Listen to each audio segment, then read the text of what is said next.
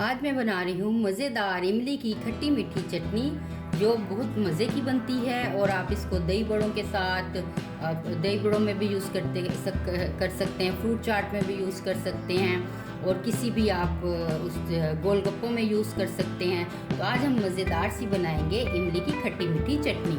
तो ये मैंने इमली ले ली है आधा किलो से थोड़ी सी कम, और इसको मैंने भिगो दिया था 3 से 4 घंटे। आप ओवरनाइट भी इसको भिगो सकते हैं। तो अच्छी तरह से मैश कर लिया है, इसका ये पल्प रेडी हो गया है। तो अब हम इसको पकाएंगे। आपको एक टिप देना चाहूँगी, मेरी इस रेसिपी को एंड तक ज़रूर फॉलो कीजिएगा। रेसिपी को स्टार्ट करते हैं। चलें, तो ये मैंने एक पैन ले लिया है। अब हम इसकी फ्लेम ऑन कर देंगे। अब हम ये इसके अंदर पल्प जो है ये डाल देंगे।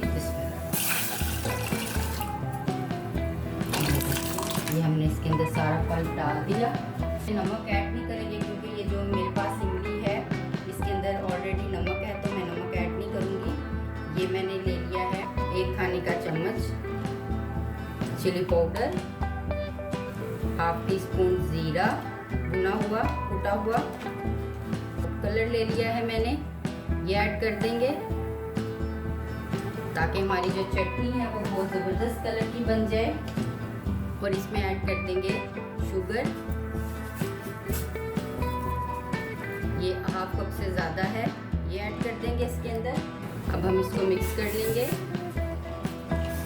और इसको पकने देंगे जब तक कि ये थिक ना हो जाए। मीडियम टू लो फ्लेम के ऊपर इसको पकने देंगे हम। और एवरीवन, एक मैंने आपको प्यारी सी टिप बताऊंगी। टिप ये है कि ना आप इसको जो इमली को बनाएंगी चटनी को, इसको आप पुराने बर्तन में बनाइएगा क्योंकि ये इमली जो है अंदर का जो पतीली का एरिया है इसको ख़राब कर देती है। तो आपने इस टिप को ज़रूर फॉलो करना है। इससे ये होगा, किसी पुराने बर्तन में इस इमली को पकाइएगा। तो हम 20 से 25 मिनट के लिए पकने के लिए रख देते हैं। 20 से 25 मिनट के बाद इसको हम देखेंगे कि ये हमारी चटनी कैसी है।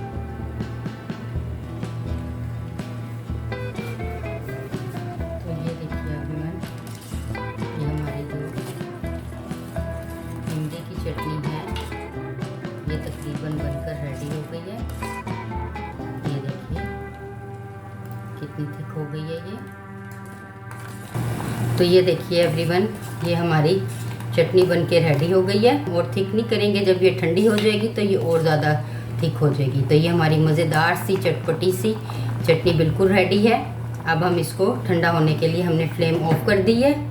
अब हम इसको ठंडा होने के लिए रख देते हैं। जब ये अच्छी तरह से ठंडी हो जाएगी फिर मैं आपको बताऊंगी कि हमने इसको सेव किस तरह करना है।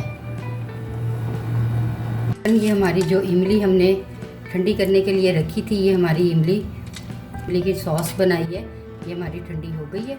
अब हम एक बाउल लेंगे। ये हमने एक बाउल ले लिया और इसके ऊपर हम ये रख के अब हम इस इमली को, इसके पल्प को अलग कर लेंगे। ये देखिए, इसको अच्छी तरह से अब हम पल्प को इसके निकाल लेंगे। ये देखिए, ये हमारी इधर से हम सारा इसको रिमूव कर लेंगे। ये देखिए, ये सारी हमारी जो है इमली है, ये ज़बरदस्त हमारा पल्प निकल गया है सारा इमली का।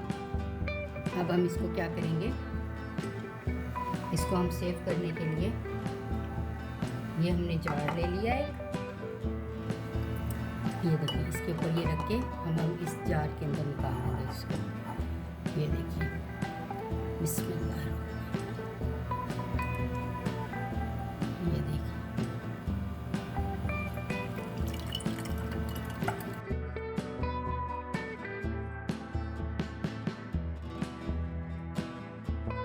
हमने निकाल लिया है। तो ये देखिए एवरीवन, ये हमारी मज़ेदार सी इमली की चटनी, जो खट्टी मीठी इमली की चटनी है, ये बनकर रेडी हो गई है। आप इसको दही बड़ों के साथ, इसको फ्रूट चाट के साथ, आलू चनों के साथ और समोसों के साथ भी इसको खा सकते हैं, पकोड़ों के साथ खा सकते हैं। इसको ढक देते हैं। ये देखिए, इसको हम ढक के इसको हम 1 से 2 महीने के लिए हम इसको यूज़ कर सकते हैं। ये हमारी बहुत मज़ेदार चटनी बनती है। ये अब हमारी चटनी रेडी हो गई है। अब हम इसको साइड पे रखते हैं और जो मैं अब आपको तरीका बताऊंगी, जो इसका पल्प बच गया है उसको हमने ज़ाया नहीं करना, उसको हम देखिए इसके अंदर निकाल के हम इसको हम फ्रीज़ कर देंगे। और जैसे अगर हम बिरयानी बनाते हैं, आलू वो चनों वाले राइस बनाते हैं, किसी भी किस्म के राइस बनाते हैं, पुलाव बनाते हैं, तो हम उसके अंदर ये वाला जो हमारा पल्प बच गया है ये हम उसके अंदर इसको ऐड कर सकते हैं। ये हमारा ज़ाया नहीं होगा। इसको हम सेव करके फ्रीज़ कर लेंगे। जब आपका दिल चाहे आप इसमें से निकाल के चनों वाले राइस में भी डाल सकते हैं, बिरयानी में भी डाल सकते हैं, और सिंपल चावल बना रहे हैं उसमें भी ये डाल सकते हैं। तो ये भी हमारा सेफ हो गया, ये हमारा ज़ाया नहीं हुआ। तो एवरीवन, आपको ये मेरी ज़बरदस्त सी चटपटी सी इमली की चटनी की रेसिपी कैसी लगी, इसका फीडबैक मुझे ज़रूर दीजिएगा। मेरे चैनल को लाइक कीजिएगा, शेयर कीजिएगा और सब्सक्राइब कीजिएगा। जब तक के लिए अल्लाह हाफिज़।